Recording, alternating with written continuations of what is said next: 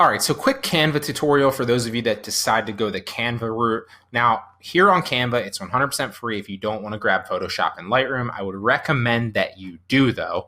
Now, if you're on Canva, what you can do is you can create a design, or you can simply go to one of the designs that they have pre-templates down here. So like YouTube channel art, obviously like Instagram posts. And if you scroll over enough, there's going to be a YouTube one somewhere, or YouTube thumbnail right there. Or you can simply create a design if you want to add your own custom dimensions in, and then obviously type the pixel ratio in there, right? So let's say, for example, that you wanted obviously like a 1920 by 1080 is your generic, thumbnail that fits most places and most sites. But like, for example, if you had to do like, I don't know, an IG story one or something that's like a little bit more different, you want to get the pixel ratio for that and then obviously type it in and create your new design. Now, I already showed you how to do that in Lightroom and Resize, but that's how you're going to do it with Canva. Okay, so then you're going to create your new design.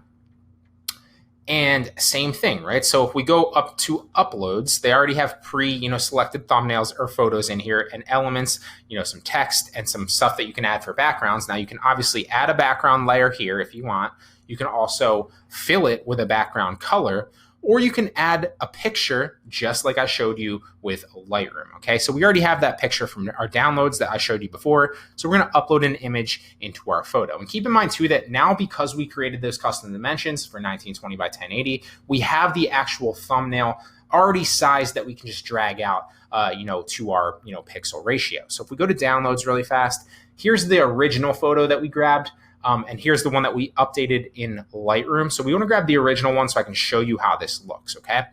And then once it finally uploads, I'm going to select it and drag it in here and then resize it a little bit and drag it out. Now, one of the things that I don't like about Canva, which is another reason I suggest using Lightroom and Photoshop, is when you drag it, sometimes because this is a free software, it distorts the image quality a little bit. So when I drag this out, every once in a while it does that. It doesn't do it every time in my experience, and I don't use Canva that much.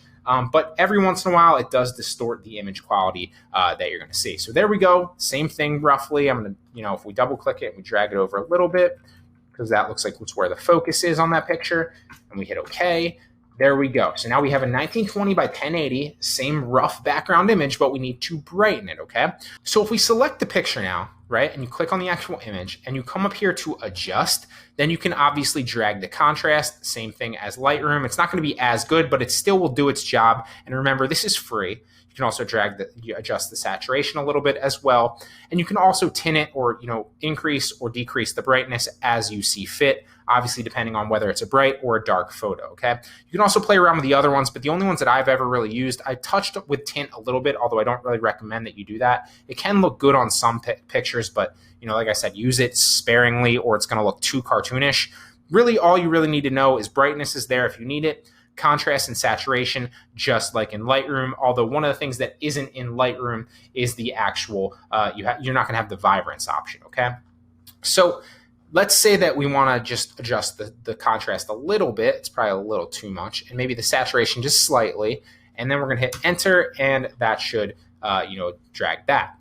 Now, same thing here with the text. You can add some text, and they have some text designs kind of loaded in here. You can also create text and then adjust the font up here and the sizing. So if we want to do like, for example, travel photography,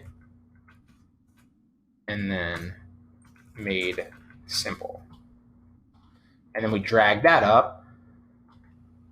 And we can also adjust like I said, you can switch the font here. Some of them are paid fonts, but there's a lot of free ones as well. You can adjust the color of that. You can also adjust the sizing. You can bring it to life with an actual, if you go over to elements, again, you can bring it to life with a rectangle in the background. It's not going to look the same as obviously a Photoshop one will, but it's just something that you can, keep in mind. And then if you needed to position this, you could hit position and then backward and then do it like that, right? So like I said, this is not ideal, but if you're looking for something free, this technique can obviously help you with that. So I'm going to X out of this, and I'm just going to add this up here. And then obviously if I wanted to, I could bring my own picture in as well, just to kind of give you some reference.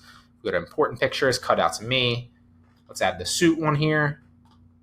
and bam, right? So this is something that you can use if you elect to go this route. Like I'd recommend, you can't obviously add like a shadow, you can't add the same effects. It's not going to look the same, but it is a good free option for those of you that want to go this route, right out of the gate.